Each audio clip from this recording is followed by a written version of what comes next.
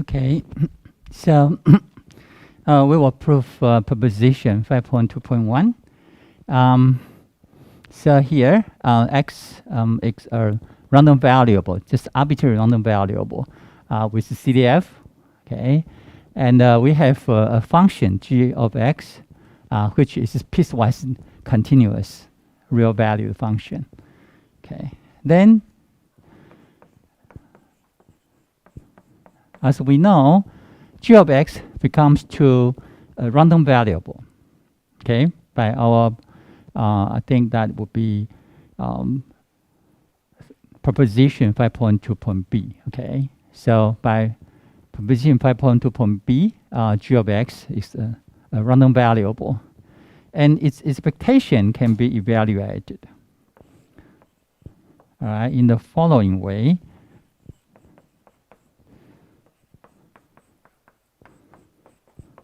Okay, so that it can be evaluated as a Riemann integral integral.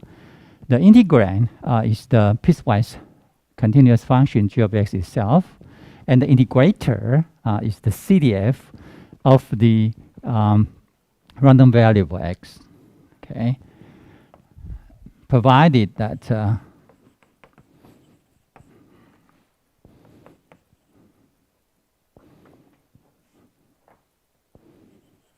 okay, so provided that the Riemann still just integral, okay, converges absolutely.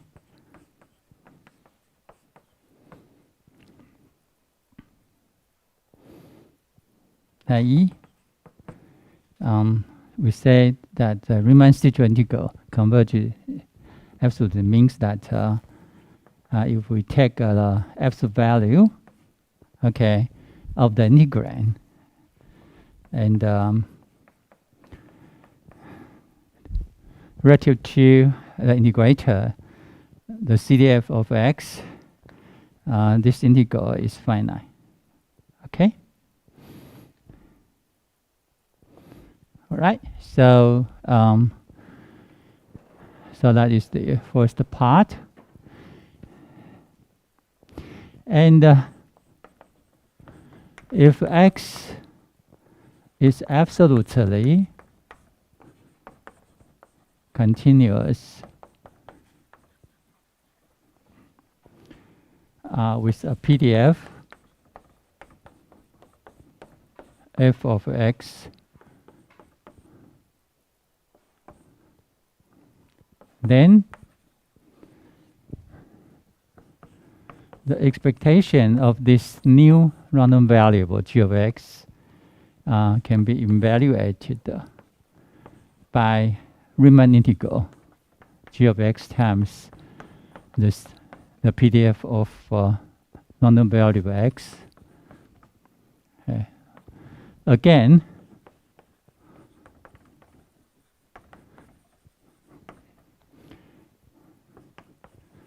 the integral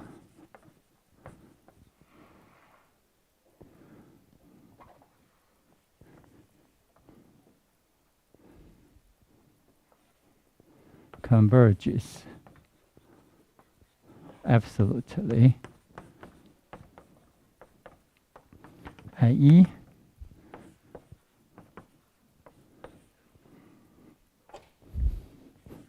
the integrand, we take the absolute value of the integrand, and the PDF of x. The PDF of x is already non-negative, so we don't need to put the absolute sign. Okay. All right. So that is the whole statement of proposition 5.2.1. Okay. So let's see the proof. Okay. So now from proposition 5.2.e, we know that the expectation of g of x, okay, is equal to probability that g of x is greater than y dy minus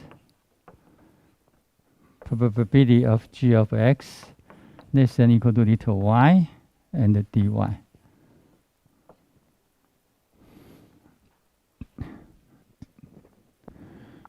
Okay, provided that at least one term on the right is finite.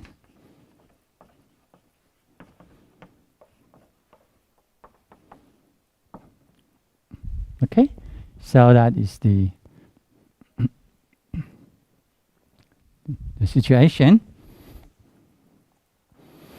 Okay, and so let's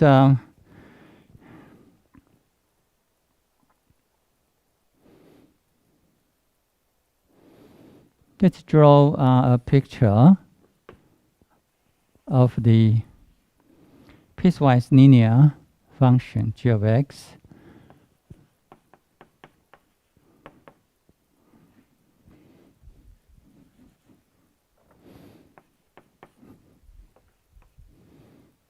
Okay, for example, okay.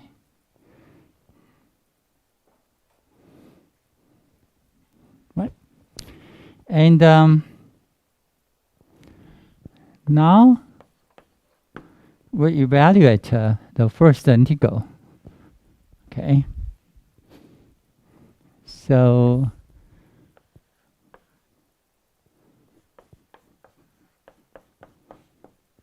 little y and the dy.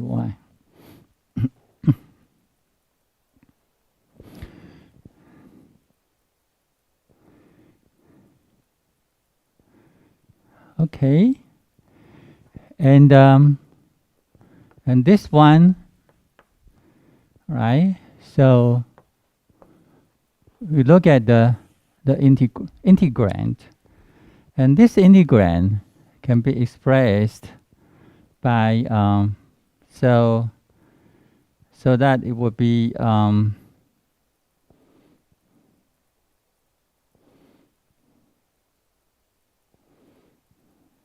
okay. So let's see.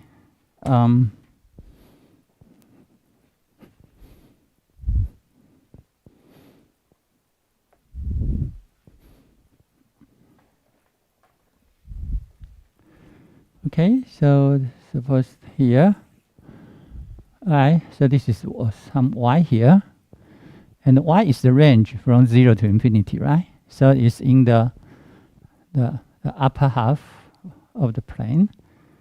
Okay, it's right here. Okay, and so and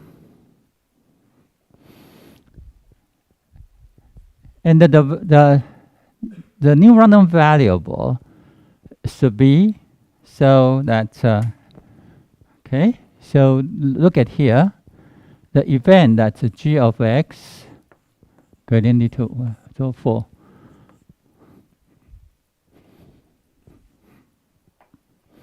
It's all outcome such that g of x omega is greater than little y. Okay. So that is okay, and so x omega is in between g inverse of y infinity. Okay. So the open interval y to infinity would be here. Okay. So would be this one. Okay. So this is okay. And the inverse mapping So the inverse mapping. Okay, so this is so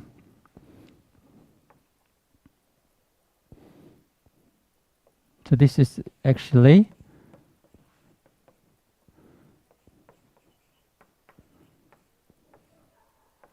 okay.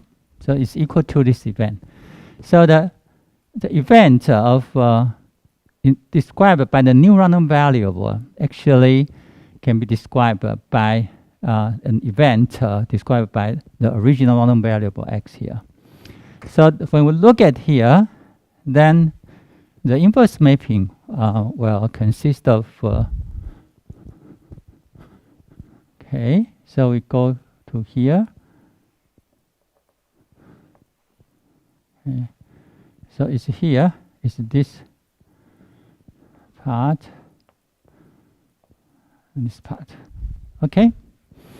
So so this is the inverse mapping of y infinity. Okay.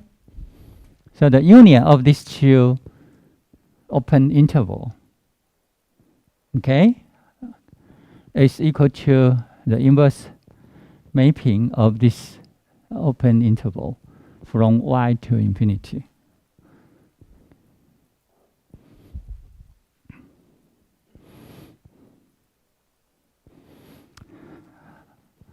All right, so from that, so you can see that this probability, so the probability becomes to x is in the G inverse of y infinity. Okay, and the dy, and so that oh, sorry. All right, and this one we will integrate by using the CDF, so that this one will be over all the x such that g of x greater than y. Okay.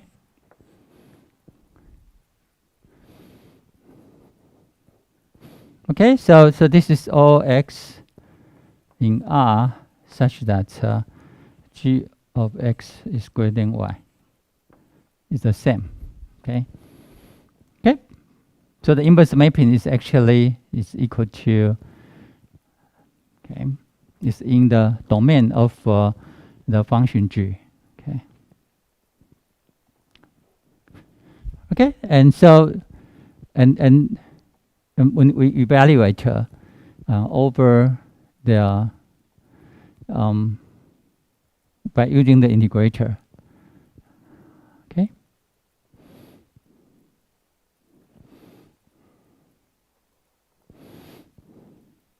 Okay. So this integral is actually equal to this probability. Right.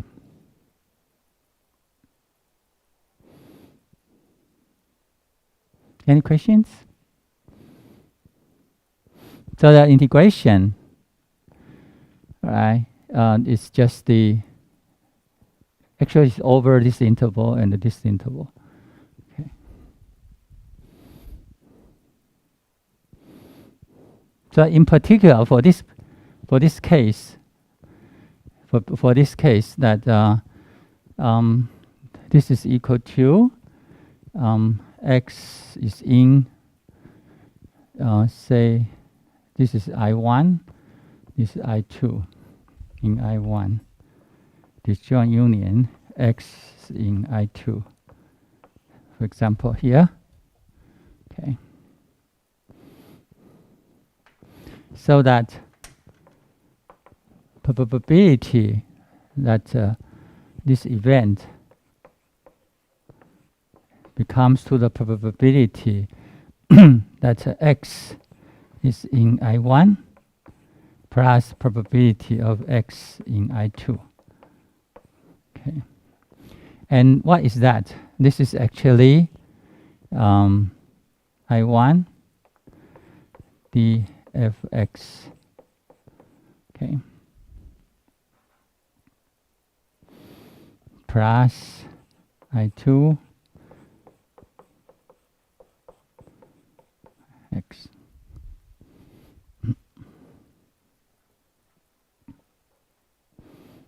Over the integral.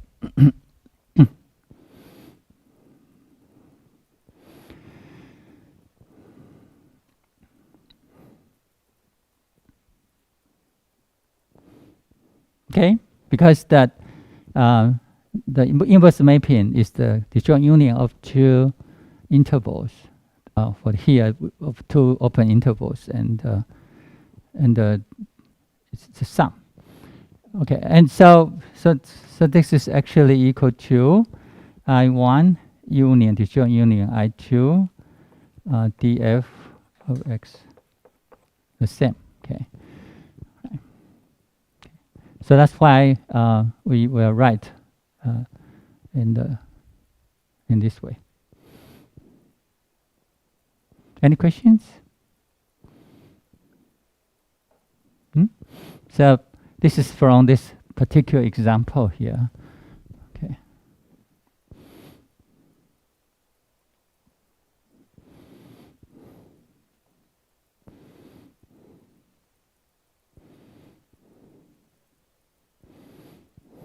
Okay. Now, because that the integrand here is 1, okay, it's positive. So everything. So we can exchange the order of integration. Now, when we exchange the order of integration, okay, so this C, what is that? We actually, for y, for h dy, we actually integrate. Okay, I use this part. I have another color.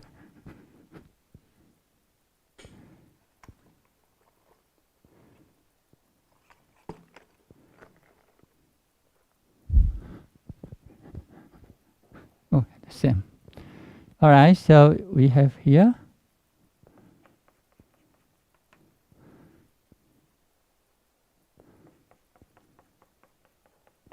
Okay, so dy, and here we have this part. Okay.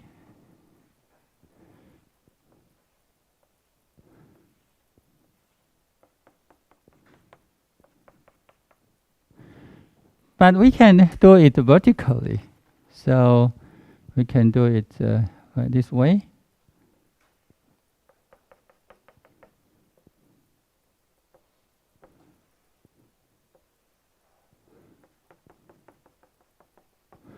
All right, so when we do it vertically, means that we exchange the order of integration. So dy first, and dfx of x, the second. All right, and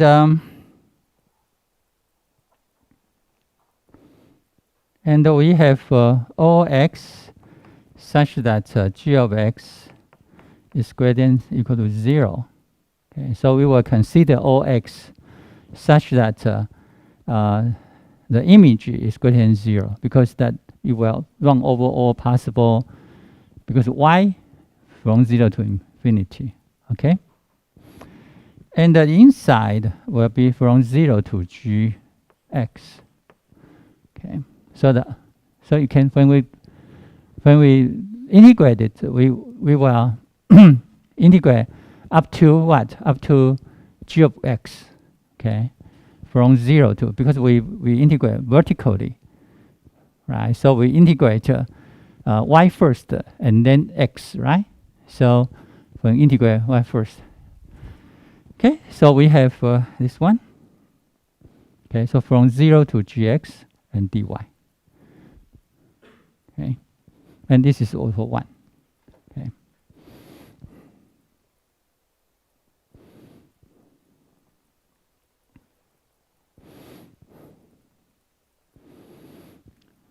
All right, and I will say where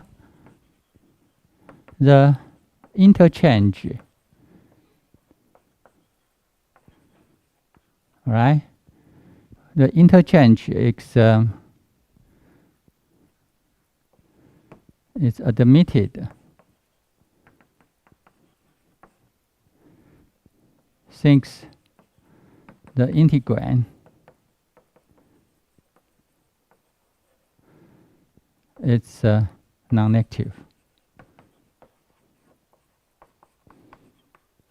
Okay, so whenever the integrand is non-negative, you can always exchange the order of integration. Okay. Okay, so that is the a general rule.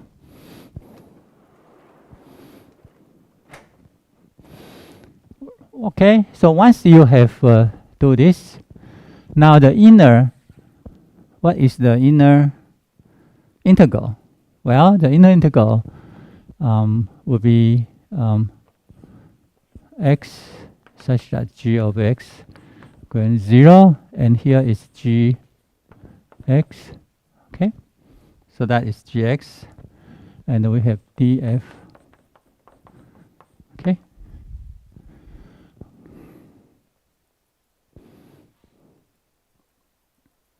Okay, so the first integral becomes to this Riemann's teacher integral.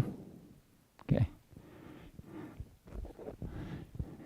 and for the second one, from minus infinity to 0, probability of g of x less than equal to d to y and the dy. Okay, so again, the inner, the integrand, because it's a probability of an event, so that we can express it by using the CDF, the Riemann's teacher integral, and for all x such that g of x is less than equal to d to y, and the y is from minus infinity to 0, and the dy here. Okay.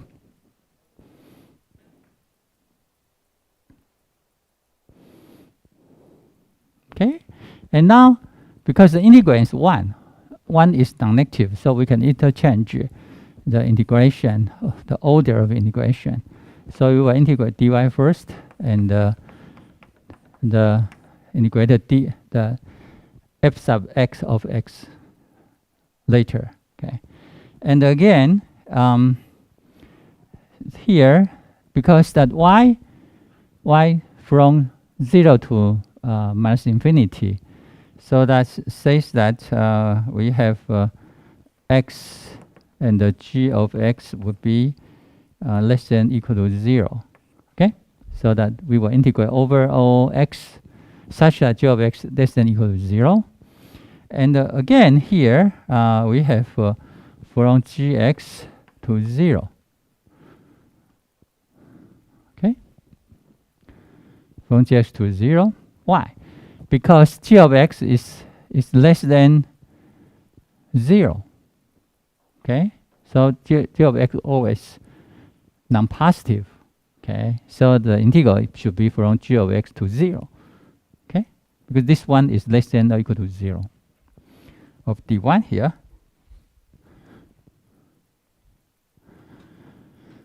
Okay, and so we have x, g of x less than equal to 0, and here we have minus gx. Okay, so the inner integral is minus gx, and we have d of x here.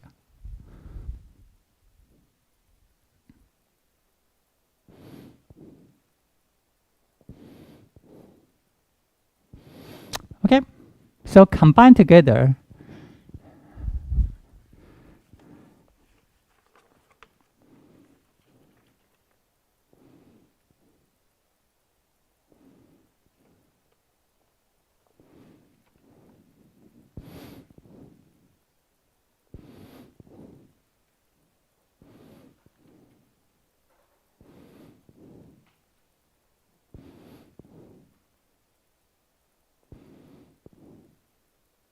Oh, I think more than that because the yep. Okay.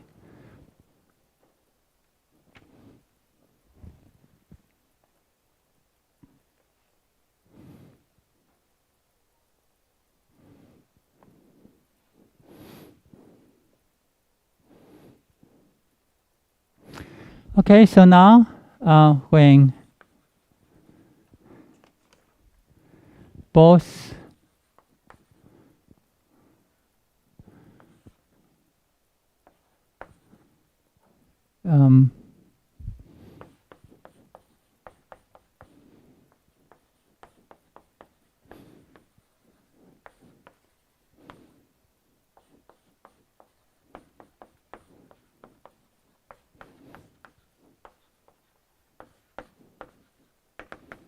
okay, so when both finite, we have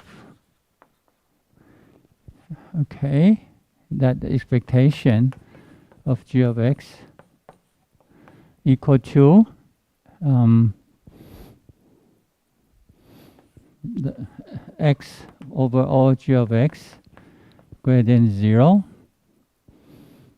and g of x df x minus x or over all x greater than less than equal to 0 minus g of x and df x. All right, and the minus and minus becomes plus, and x either has value g of x greater than 0 or less than or equal to 0. So when we merge them together, so we have this one.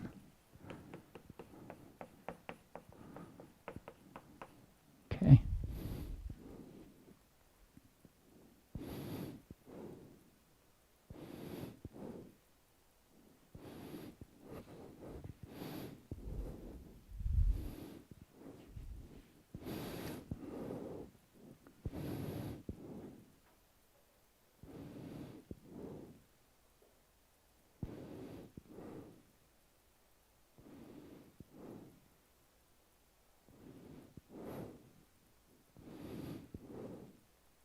Okay, and one more thing.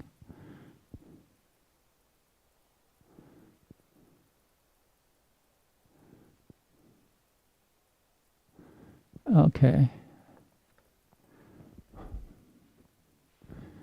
I think I have to correct. I have to say here, which is finite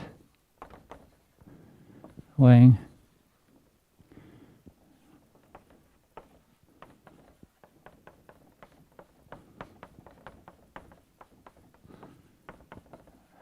okay, and similarly, which is finite.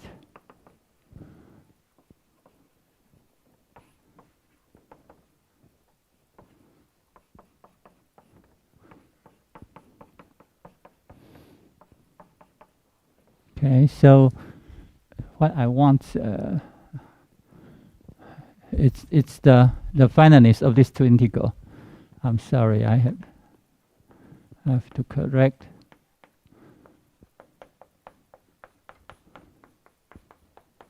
And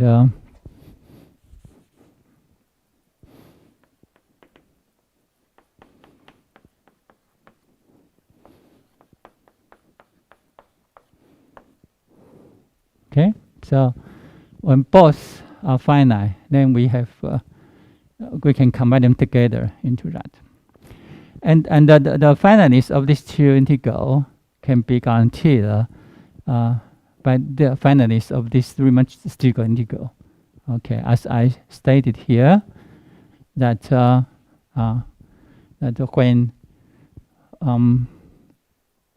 when this integral converges absolutely, means that we take the instead of the integral and g of this, we take its absolute value.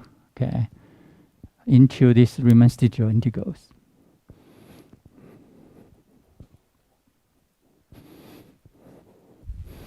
Okay. Any questions?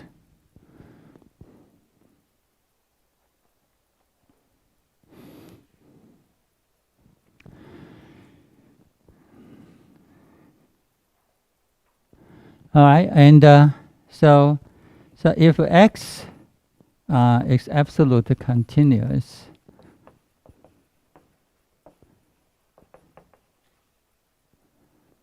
with a PDF,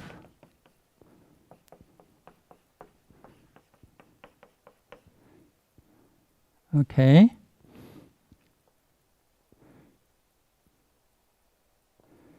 then by I think I stated that before.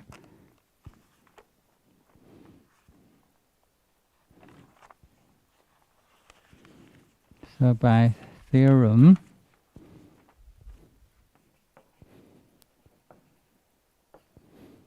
okay, of a brief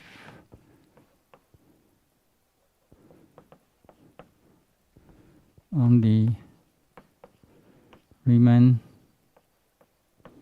still just integral.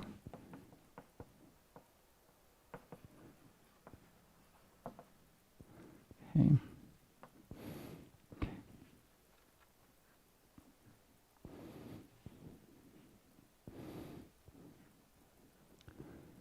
We have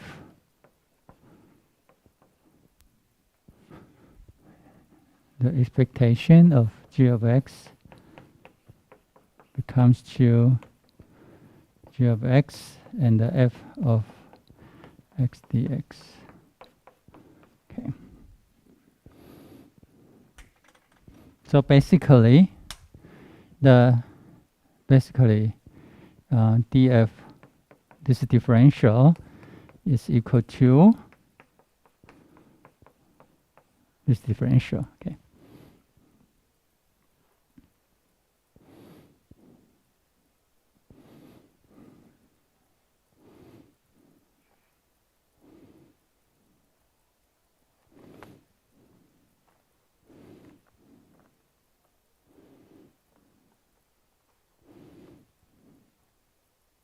Okay. Any questions?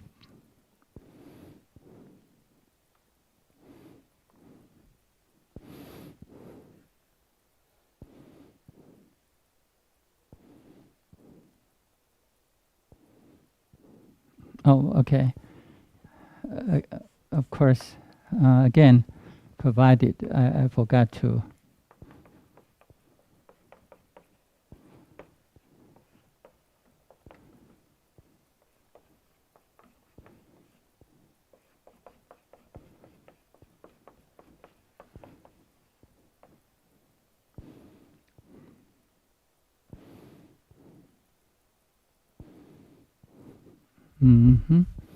Which is finite. Okay. So this is finite provided that this integral is finite.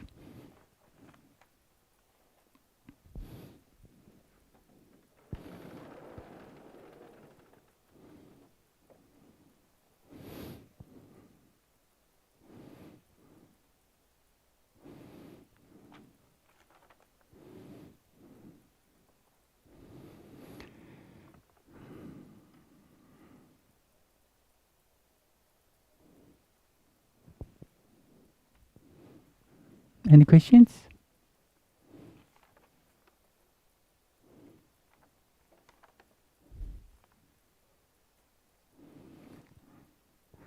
Okay, so there are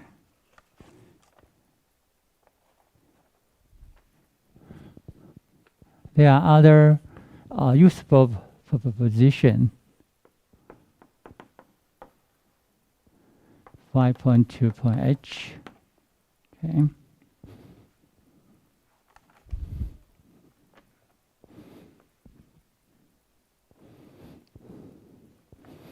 So let x and y be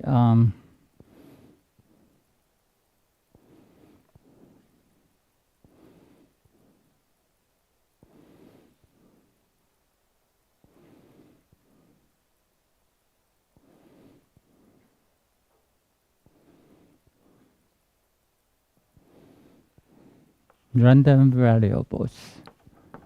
Okay. Then one, if x is greater than or equal to 0, then expectation of x is greater than or equal to 0. We prove this version when x is simple, right? So when x and y are simple random variables, then we have several properties. Second thing is that ax plus by is equal to e of x, b of e of y. Okay. For all a, b, remember. And third one, if x greater than or equal to y, then expectation of x is greater than or equal to expectation of y. Random variables. Maybe I with finite expectation.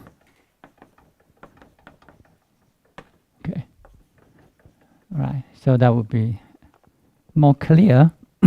So x, y be random variables with finite expectation.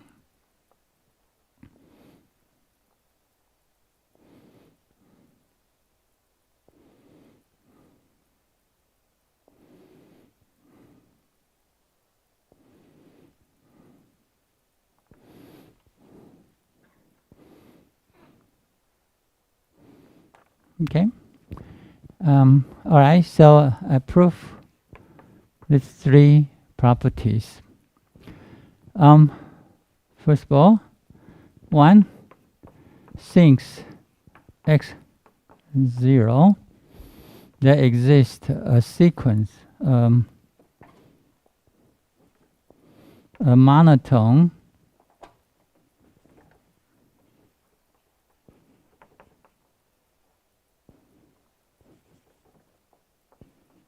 increasing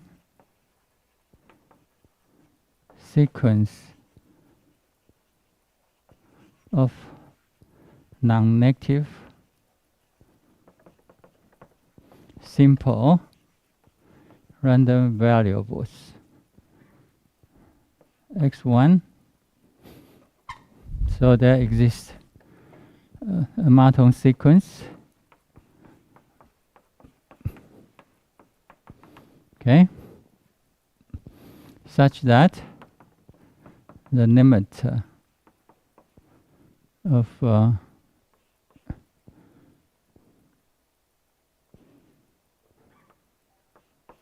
okay, and the expectation of x is the limit of the expectation of xn. Okay, so this is what we have known. So whenever x is a non-negative, there exists monotone increasing sequence of non-negative simple random variables, say x1, x2, etc. With this one. Okay.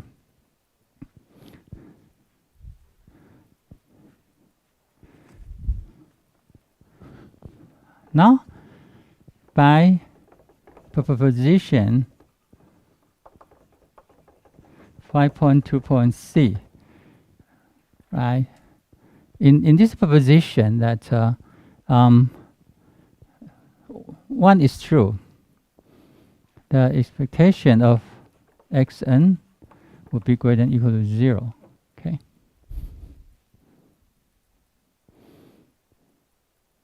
Right? For all n because each xn is simple. And in proposition 5.2.c for these three properties are valid, right? And so that is true. So this implies that the expectation of x is the limit of the expectation of xn. So it will be greater than or equal to the limit n goes to infinity 0, and which is 0. So this implies that the expectation of x will be greater than or equal to 0. Okay. So that is easy, right? For the case. This is an immediate extension from proposition 5.2.c dash 1, right? The first property. Okay. So we carry over there. Now, how about the linearity? Linearity, okay? So,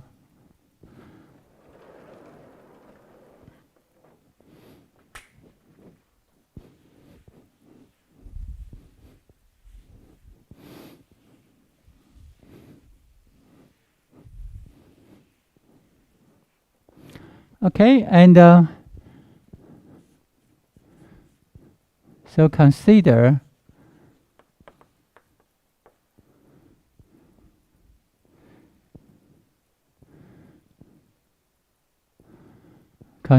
x greater than or equal to 0 and y greater than or equal to 0.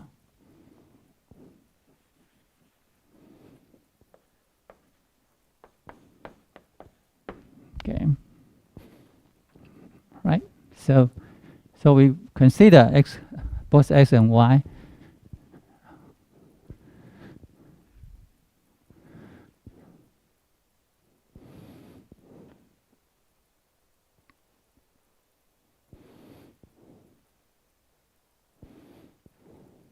Okay.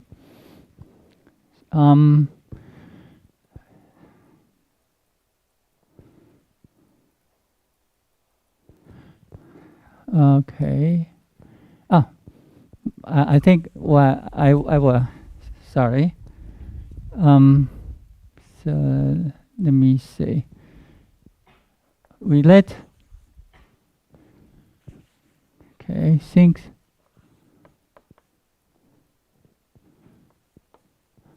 X is equal to x plus minus x minus, and y is equal to y plus minus y minus. And we know expectation of x is equal to expectation of x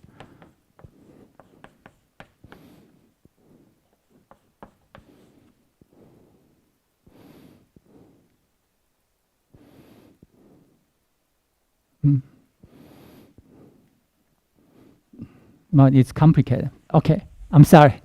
Let me do my original. So we consider x greater than or equal to 0 and y greater than or equal to 0 with a, b greater than or equal to 0. Right? So everything is non-negative.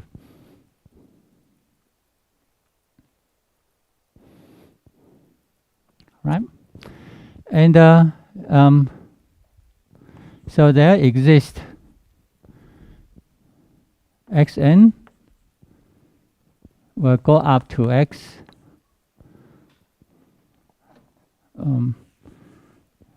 There exists a monotone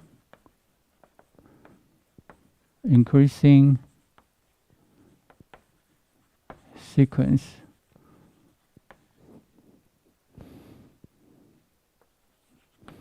of non-negative simple random variables xn and go up to x. Okay, and also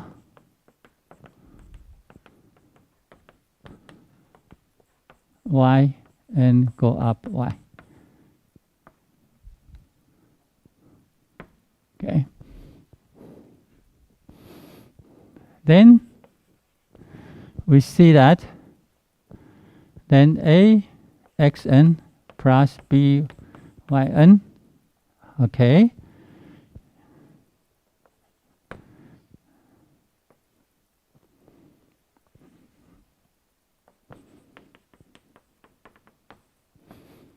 Is a monotone increasing sequence of, again, non-negative random variables, and go up to ax plus by. Okay. So the approximation would be good enough, right? Now by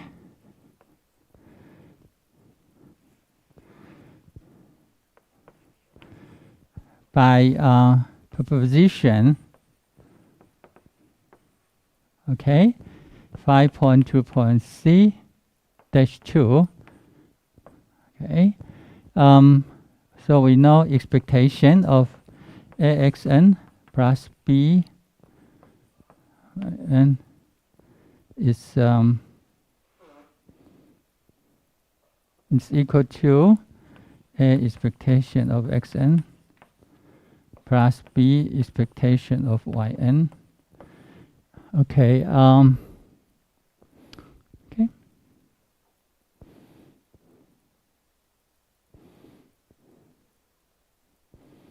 Right. So that is the direct consequence of proposition 5.2.c. Okay.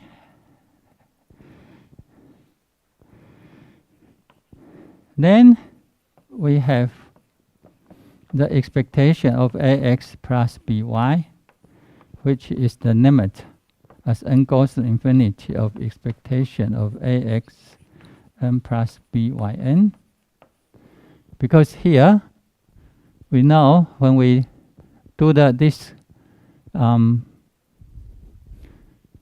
linear combination, this is new sequence will converge to ax plus by. Right. So it's an approximate sequence, and by our definition, that this non-negative random variable its expectation is equal to the limit of the expectation of the approximation sequence. Okay. All right, and this is the limit, n goes to infinity, and by this linearity for simple random variables. Okay, and so this is a limit n goes to infinity expectation of xn plus b limit yn. Okay, and if the limit of the expectation of xn is actually equal to expectation of x, okay, by definition, and b expectation of y. Okay, so we prove the linearity for such special cases that x non-negative, y non-negative, and a, b, they are non-negative. Okay.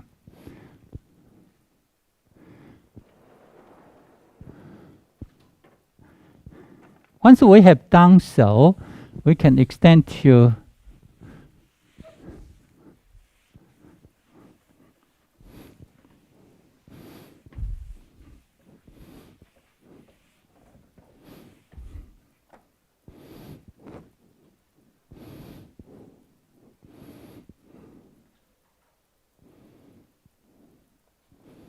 the extension